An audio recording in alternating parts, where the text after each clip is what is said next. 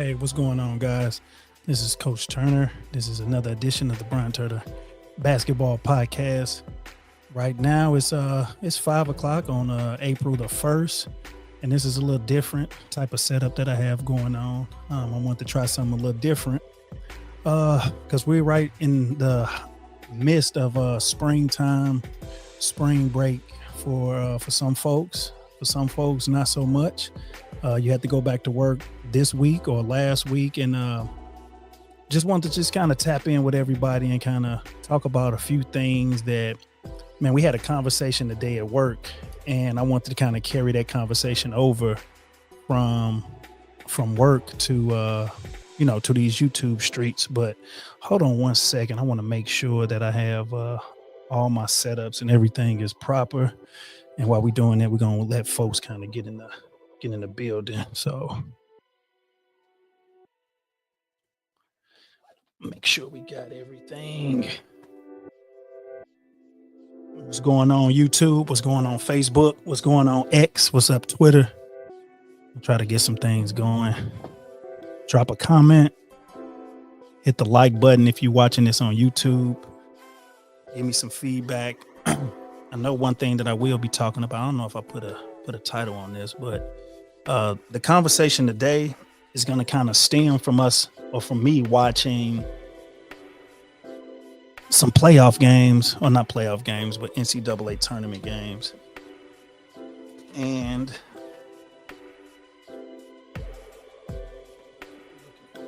looking for my charger, guys. Hold on one second. Sorry about this.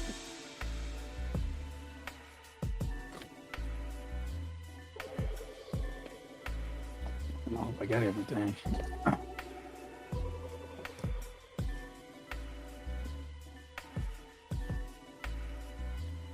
If not, I'm gonna have to rock and roll without it. But at the same time, today's conversation is about why coaches fail. Okay, why do coaches fail? And when you look at the NCAA tournament, you see a lot of action that's going on with coaches kind of leveling up. Some coaches had some bad luck with probably maybe not making it to the tournament, or making it to the tournament but having a lackluster type of performance. And so I just had the question as far as why do coaches fail at doing something when they have all of the resources kind of known to man to kind of get things done. And it got me thinking that, being a Final Four coach, I mean, that's like the ultimate goal, especially if you're doing things in college. Being a Final Four coach as far as high school, I think a lot of high school coaches set out to have that be the ultimate goal at the end of the year, playing the last day of the season. But for a lot of coaches, I mean, what motivates you guys to do the things that you do? Because I know, especially at the high school level, it's not for the money, it's not for the pay. And a lot of times, I mean, it's a lot that goes into it. So I kind of want to hammer out a few things of what I see, and I want to kind of show you guys some things that, just being around the game for a long time and having OG type coaches that I've played for, that I've coached with, that I've been around. I mean, we all say the same thing, and it's funny when we're in situations and, you never know what's going on in my camp. We never know what's going on in another person's camp. But I guarantee that we're all kind of going through the same things at some point in time with some of our groups. Or if you've been lucky enough, you probably haven't experienced these things, and this can kind of help you or prepare you kind of get ready for those things that might happen. So the first thing I kind of want to touch on was the notion of, why is it that so many either high school or college coaches, man, they don't make it long. And what do I mean by making it long? I mean 2 or 3 years, and then all of a sudden these guys get burnt out. They're looking for new jobs, looking for new destinations, looking for new things to try to do. And the question is, was it in you to begin with? Did you slip on a banana peel and come into coaching just for the popularity reasons? Did you come into coaching for the for what you perceive to be something that's going to make you money or not? Or did you do it for the love of the game, the love of seeing young folks kind of transition from one stage of their life to the next stage of their life with your help? I look at coaching as I mean, it's a thankless type of job because, at the end of the day, and I say this all the time, when we win, man, we the best thing since sliced bread. We're the best things moving. But when we lose, I mean, not only do we have to take this, but a lot of times our families have to take so much of the beating that goes along with participating in these sports, whether if it's high school or whether if it's college. So uh, so those are the things. Hold on 1 second. I gotta make sure that I get this because I'm real choppy right now. And forgive me, guys. I don't want to have to.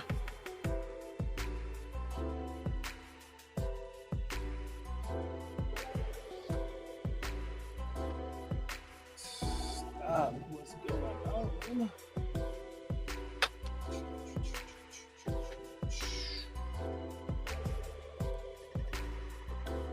Let me see if I can put a pause to this real quick. Hold on 1 second, guys.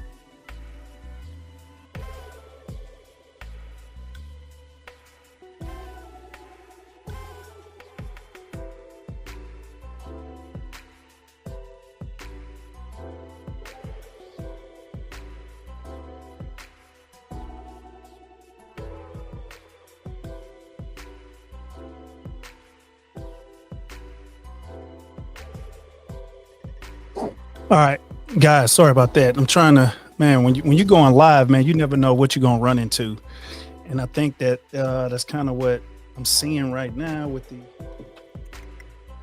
some of the stuff I got going on. All right, let me try to get this another try. This.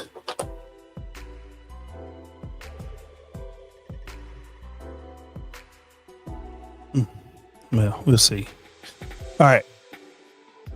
So, again, this is the time of the year. I mean, you watching the Final Four. You amazed with a lot of this talent and a lot of these coaches getting the job done with these big time programs, and really more now than ever, because you're basically, you have to recruit your team almost every year. So a lot of these teams, you'll have the nucleus of guys, but some of these teams are having and bona fide studs play, and then right after that, the transfer portal is getting flooded with guys transferring, and they've had good years and they transfer out. So it's amazing to see some of these coaches that's able to kind of weather the storm, have some success with this type of climate of college basketball, I would say.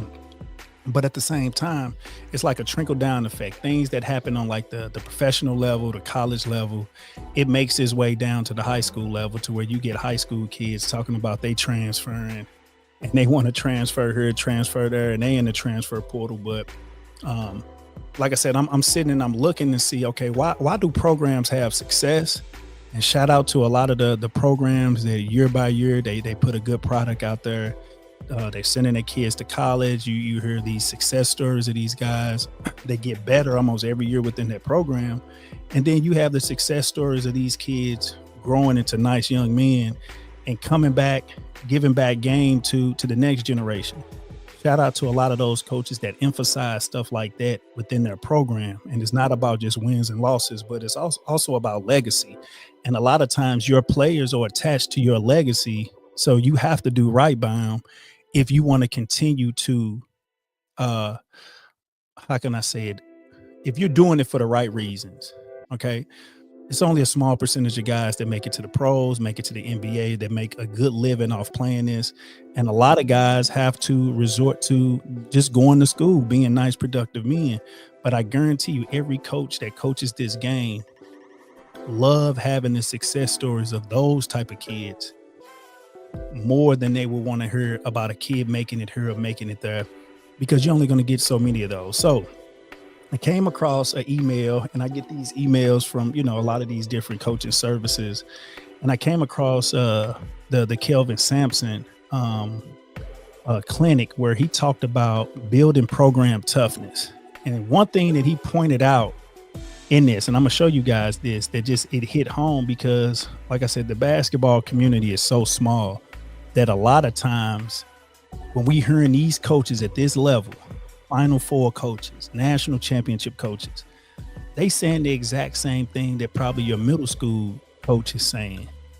But those middle school coaches may not get a whole lot of praise from family, from friends at the age of raising kids up from 12 and 11.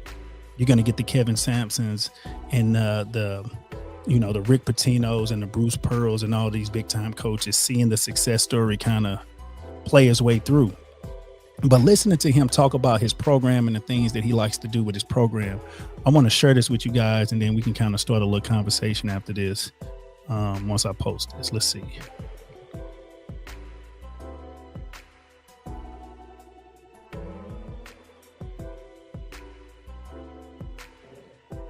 I think the things that I try to impress upon, the things that I try to impress upon young coaches, it doesn't matter whether you coach young men or young ladies. It doesn't matter. I think the coaches that fail at every level are the coaches that are passive aggressive. Passive aggressive coaches are usually afraid to hold kids accountable. You rationalize. If you're going to build a culture, the first thing you have to come to grips with is you're going to have confrontation, because you want it done your way. All right, so I'm just going to stop it right there and just kind of let's kind of chop that up just a little bit. We talked about just, not being the passive aggressive coach. Okay. What does that mean? The coach that wants to be everybody's friend. Okay. The coach that wants to be everybody's friend, those are the coaches that fail. Those are the coaches that they get caught in the trick bag early because you want to be a people pleaser. Not only do you want to please the player, but you also want to please your administration. You want to please your community. You want to please the parents. You want to please everybody. But leadership sometimes is like taking medicine. I mean, it may not taste good. And hearing it from this guy, again, Final Four coach, one of the best coaches in the history of basketball, just as far as his track record, is talking about not being a passive aggressive coach, the coach that's always trying to be buddy and friendly with, whether if it's your star player, whether if it's, some donor's kid or some kid that's on the team that you feel can give you something later on in life. These are these are the type of situations that coaches get themselves into, to where they end up compromising the whole program just to please a few people. The passive aggressive coach, the coach that's afraid of confrontation. That's heavy. Coming from that level right there. All right. Keep playing it. There's certain things that can be democratic, but most things that are difficult has to be your way. So consistency, being competent, having great confidence, owning your arena. And then the third thing is confrontation. I coached in the NBA for 6 seasons, and all the coaches that got fired, I'd always try to learn more from those guys than the other guys. Why are you guys getting fired? What is it you're not doing? Most of it's, overlook little things, like touching the line. When you do a line drill, how many of you guys make them touch every line? Touching every line is a metaphor for life, right? Start taking shortcuts. Kid gets tired in the practice, he runs from here, stops there, and he goes. You let that go? Okay. So, man, this is heavy just on the simple fact there's so many times that I know that it's players that get away with so much stuff, right? And if you're going to be that coach, that's the passive aggressive coach, that's the coach that, goes along to get along, doesn't want to have any friction or anything that goes on in practice or workouts or games, you're going to let a lot of kids slide with a whole lot of mess that will catch up with them later on in life. It may not catch up with them with they freshman year. It may not catch up with them their sophomore year, but it might be a time, it might be a game, it might be a situation that it catches up with them. And a lot of times it's a lot of these coaches' fault that they letting these kids get away with murder. And what do I mean by that? If you the star player, how many coaches out there will get on a star player and set an example with the star player so it can trickle down the rest of the team? I'm a big component of that. I try not to build culture every single year. It's hard. It's impossible to start from the beginning to show everybody, hey, this is the way we do things. What you should be doing is empowering, whether if it's a team captain, a leader, someone with some leadership qualities, to show people, hey, this is how we do it. This is how we keep the line going, or you willing to do these things to be a part of this team. And if you're willing to do these things to be a part of this team, then I'll rock out with you. But again, we get a lot of coaches that don't want to ruffle the feathers for whatever reason. Hey, if I get on him too much, hey, he might transfer. If I get on him too much, he might go tell this person this. And what are you doing it for? Are you doing it for that one player? Or are you doing it for a program? Are you doing it for a team? And a lot of times, coaches are afraid. They're afraid of that. And so when I think about these things and I think about why do people have or why do people fail? I mean, it's because of those things right there. Me coming into the game at a young age, being around good quality men that had been in education for long, who had been a part of like great programs over the course of their years, whether if it's middle school, grade school, high school, college. These men set the bar and they passed that knowledge down. So it was kind of like, hey, this is how we do things. And it's a small percentage of a lot of guys around St. Louis, whether if it's coaches, trainers, they have that same sentiment of getting game from the old heads and the OGs. So as a young high school coach coming in the game, some things that I knew right off the bat that my coaches told me is that, you have to have a situation where you can have resources. All right. What does those resources look like? Okay. First and foremost, you got to have a gym to be able to play in, to be able to practice, to get in there, to show the guys, hey, this is what you need to do in order to have a successful program. Okay.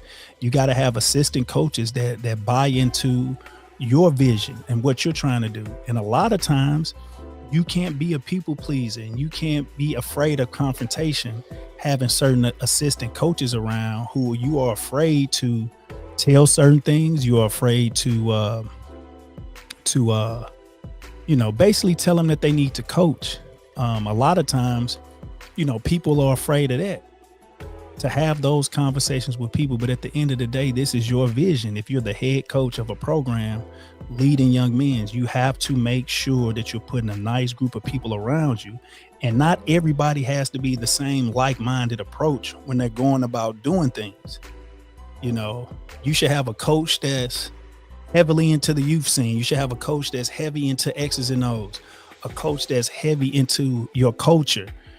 And you mesh that all together, and that's the responsibility of a head coach. And so a lot of times when the coaches fail, is because they didn't set things up like that around their program for their kids to see. Another reason why basketball coaches fail at even the high school or the college level, again, it's the burnout.